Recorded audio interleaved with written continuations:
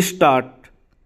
सभापति महोदय, ऐसा लगता है कि हाल ही में गेहूं, चावल तथा उर्वरकों के मूल्यों में हुई वृद्धि के पीछे अंतर्राष्ट्रीय मुद्रा कोष तथा विश्व बैंक जैसी ताकतों का दबाव काम कर रहा है। विश्व बैंक तथा मुद्रा कोष बराबर इस बात पर जोर देते रहे हैं कि खाद्यान्न तथा उर्वरकों पर सहायता राशि धीरे धीरे बंद कर देनी चाहिए। यह खेद की बात है कि हमारी सरकार इस नीति को अपना रही है और उन लोगों के हाथ में खेल रही है जो नहीं चाहते कि भारत खाद्यान्न में आत्मनिर्भर बने। दूसरी बात यह है कि अब पेट्रोल, मिट्टी का तेल तथा रसोई गैस की कीमतों में वृद्धि की गई है जो न्यायोचित नहीं, क्योंकि इससे आम आदमी की कठिनाइयाँ बढ़ जाएगी। दुनिया भर में कच्चे तेल के मूल्यों में कमी हो रही है। ऐसी स्थिति में भारत में उर्वरकों तथा डीजल, पेट्रोल के मूल्यों में वृद्धि करने का कोई भी औचित्य समझ में नहीं आता। सरकार की ऐसी नीतियों से किसान खेत में और उपभोक्ता बाजार में लुट रहा है।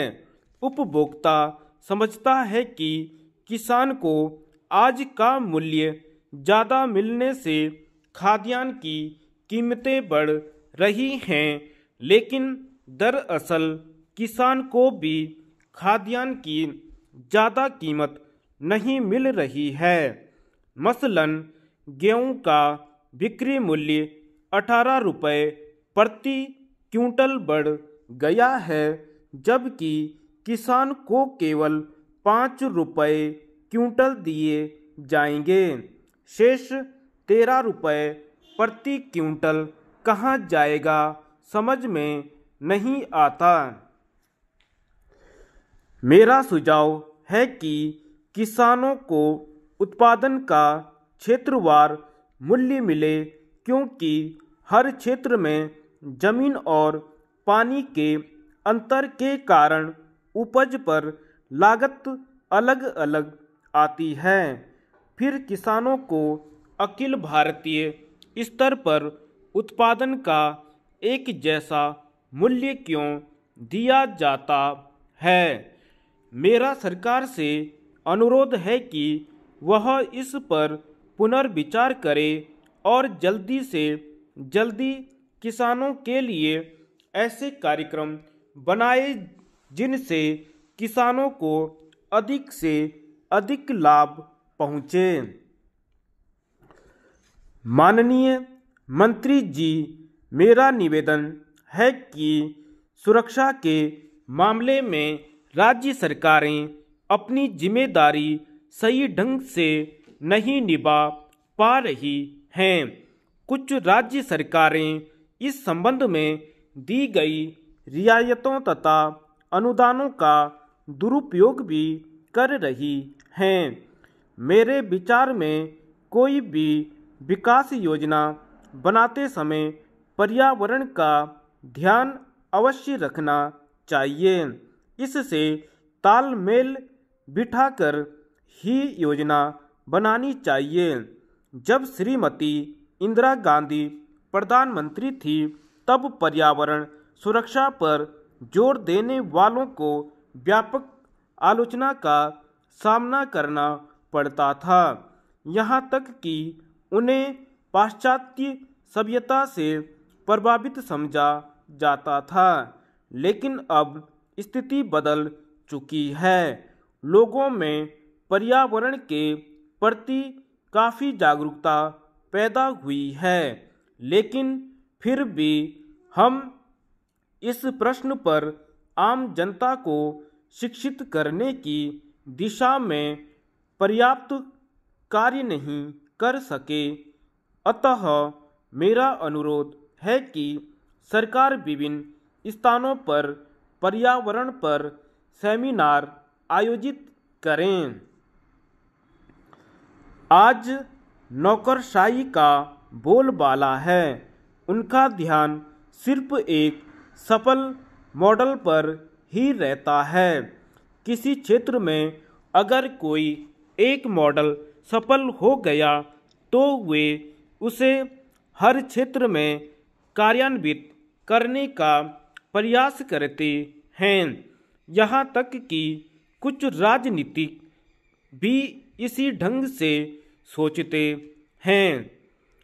लेकिन मेरा कहना यह है कि विभिन्न क्षेत्रों के लिए भिन्न भिन्न विकास कार्यक्रम वहाँ के पर्यावरण को ध्यान में रखकर बनाए जाने चाहिए।